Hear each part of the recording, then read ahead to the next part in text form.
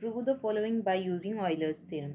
So first of all, what is Euler's theorem? If GCD between a comma n is 1, right, then a raised to phi of n, where phi is Euler's function, a raised to phi of n is congruent to 1 modulo n. ठीक है. So first यहाँ पर हमारा a है 1117 and n है 30. तो check करेंगे इन दोनों का जीसीडी 1 है कि नहीं. 30 के फैक्टर्स 3, 5 एंड 2 हैं. 3 into 2 into 5. So 3 doesn't divide this number, 2 doesn't divide this number, and 5 also doesn't divide this number 1117. So it means that 1117 and 30 का जो जीसीडी है वो 1 है. सॉरी, मैंने गलती से यहाँ पे 0 लिखा है, but I want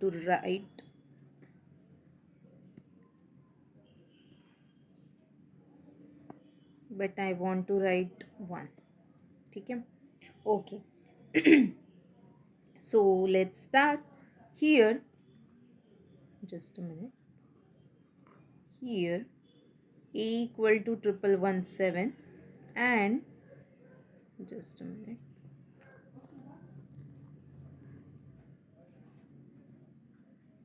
n equal to 30, and receipt between 1117 comma 30 is 1, right?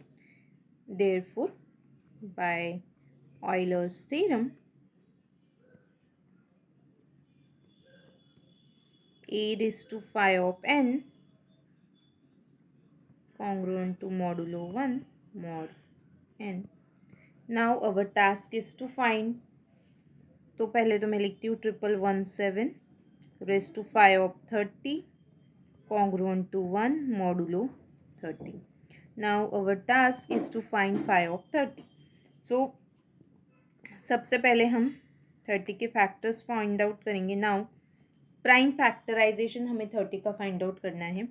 2 into 3 into 5 and phi of 30 equal to 2 into 3 into 5 into 1 minus 1 by 2, 1 minus 1 by 3, 1 minus 1 by 5. So it is nothing but 2, 3, 5 as it is. 1 minus 1 by 2, 1 by 2. 1 minus 1 by 3, 2 by 3. And next 1 minus 1 by 5, 4 by 5. So 2, 2 cancel, 3, 3 cancel, 5, 5 cancel, 4 2s are 8. So phi of 30 is 8. So therefore, from 1, 1117 raised to 8 is congruent to 1 modulo 30. तो first part तो prove हो गया. अभी second है power 153. तो 153 को 8 से अगर डिवाइड करेंगे, ओरली आप कर सकते हैं. 8 1 8, 7 remaining 73. So 8 9 72 and reminder is 1. So 8 की पावर अगर हम 19 लेते हैं,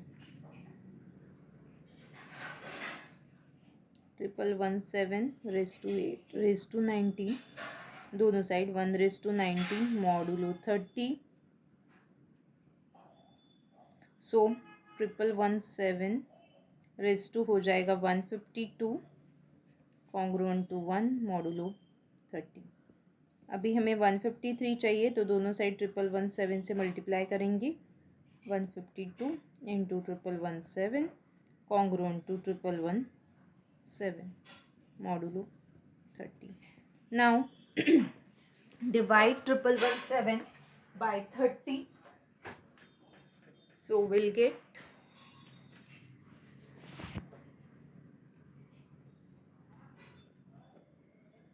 30 111. 33 is 90.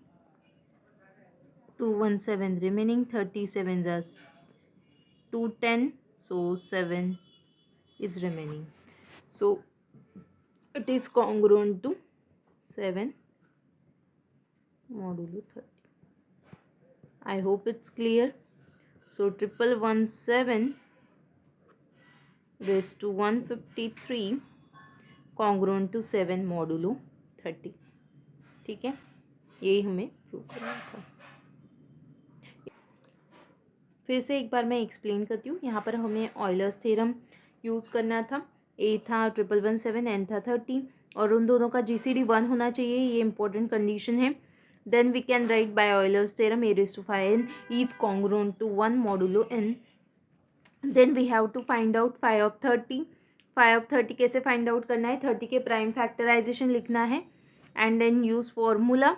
So 2 into 3 into 5 into 1 minus 1 by 2 into 1 minus 1 by 3 into 1 minus 1 by 5। So further हमने सॉल्व किया, हमें 8 आंसर मिला। So 1117 raise to 8 is congruent to 1 modulo 30। Then दोनों साइड हमने 19 पावर लिया यूजिंग दिस डिविजन बिकॉज हमें चाहिए था 153। सो 153 को 8 से डिवाइड करेंगे तो क्वेश्चन मिला 19 and reminder 1। So raise to 19 किया, देन 152 आ जाएगा ऑब्वियसली पावर, और हमें 153 चाहिए तो फिर से एक बार 1117 से मल्टीप्लाई करना पड़ेगा। सो दोनों साइड 1117 से मल्टीप्लाई किया, देन लेफ्ट साइड में आ गया 1117 raise to 153 congruent to. Now यहाँ पर हम रिमाइंडर लिखते हैं। सो 30 से इस नंबर को डिवाइड करेंगे तो रिमाइंडर आता है 7c। So that's why we wrote here 7। ठीक है, I hope it's clear. If you like this video please like, share and subscribe our channel. Thanks for watching.